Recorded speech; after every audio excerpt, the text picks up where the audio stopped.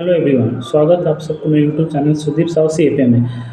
आज हम ये वीडियो इसलिए बना रहे हैं आप लोग को इन्फॉर्म करने के लिए। Very recent on 25 August 2025 SBI mutual fund के द्वारा एक नया इनोफो लाया गया है, यानी न्यू फंड ऑफर, जिसका नाम है SBI dynamic asset allocation active fund of fund. और ये फंड आपका ओपन है टिल 8 सितंबर 2025। यानी आपको अगर इस फंड के 10 रुपये का नाम में इन्वेस्टमेंट करना है स्टार्टिंग में, तो आपको 25 अगस्त से 8 सितंबर तक इन्वेस्ट कर सकते हैं। इसके बाद ये फंड क्लोज होगा और फिर से कुछ दिन बाद ये इसमें रीओपन हो जाएगा। तो इसमें आप इन्वेस्टमेंट दो तरह का कर सकते हैं। नंबर SIP के माध्यम से कर सकते हैं और नंबर 2 आप वन टाइम कर सकते हैं। SIP के माध्यम से करने के लिए आपको मिनिमम मंथली 500 करना पड़ेगा और वन टाइम यानी लमसम करना है तो आपको मिनिमम 5000 करना पड़ेगा। इस फंड की मेन फीचर्स क्या है? इस फंड का मेन फीचर्स है, इसमें आपको जो पैसा इन्वेस्ट होगा ये इक्विटी और डेब्ट दोनों में होगा as per market scenario, market valuation के हिसाब से। फंड मैनेजर जो कि आपको डिसीजन लेगा, फंड मैनेजर इसमें करेगा क्या? जैसे पकड़िए अगर मार्केट का वैल्यूएशन हाई है, फंड मैनेजर को लगता है ना मार्केट का वैल्यूएशन बहुत हाई है, मार्केट महंगा है, तो फिर आपका जो इन्वेस्टमेंट होगा वो मैक्सिमम डेट मार्केट में होगा।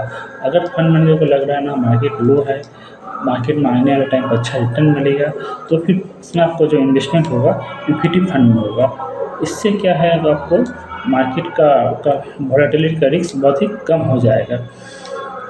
तो ये फंड उन लोगों के लिए बहुत ही सूटेबल है जो कि इक्विटी मार्केट में इन्वेस्टमेंट करना चाहते हैं बट बहुत एग्रेसिवली रिस्क लेना नहीं चाहते हैं। अगर आपका टाइम होराइजन 3 इयर्स या उससे ज़्यादा है तो फिर आप इस फंड में इन्वेस्टमेंट कर सकते हैं। ये फंड उन लोगों के लिए भी सूटेबल है जो कि लंप सम पैसा रख के HWP के माध्यम से पैसा लेना चाहते हैं। यानी पकड़िए आप वो सपोज़ 10 लाख वन टाइम रख के अगर इसका 9% के हिसाब से आप मंथली विड्रॉ कर सकते हैं। 10 लाख इंटू 9%, 90,000 मंथ के साथ है 500 आप विड्रॉ कर सकते हैं आराम से। और बाकी इस फंड में इन्वेस्टमेंट करने का और भी बहुत सारा फ़ायदा है। सबसे बड़ा फ़ायदा है आपका टैक्सेशन का। अगर आप खुद से किसी फंड में टाइमिंग करते हैं, यानी कि एक फंड से दूसरे फंड में स्विच करते हैं, कोई भी इक्विटी फंड से दूसरे इक्विटी फंड या डेट फंड में स्विच करते हैं, तो फिर आपका क्या होगा, टैक्सेशन का इशू आएगा। Long term capital gain tax लग जाएगा। अगर आप 1 साल के बाद उसको स्विच करते हैं तो फिर आपका इसमें 12.5% का long term capital gain except 1,25,000 यानी 1,25,000 से ज़्यादा जो भी होगा आपका लॉन्ग टर्म टैक्स लगेगा।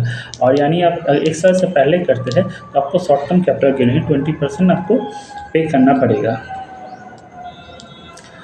तो इसमें एज पर माई ओपिनियन, तो अगर आपको इस फंड में इन्वेस्ट करना है और आपका टाइम होराइजन 3 से 5 साल से 3 साल मिनिमम है या फिर उससे ज़्यादा है, तो फिर आप इसमें इन्वेस्टमेंट कर सकते हैं। बाकी अगर आपको इस फंड के बारे में और डिटेल्स में जानकारी चाहते हैं तो आप हमसे कांटेक्ट कर सकते हैं। यानी आपको अगर इस फंड में इन्वेस्टमेंट करना है तो आप हमसे कांटेक्ट कर सकते हैं।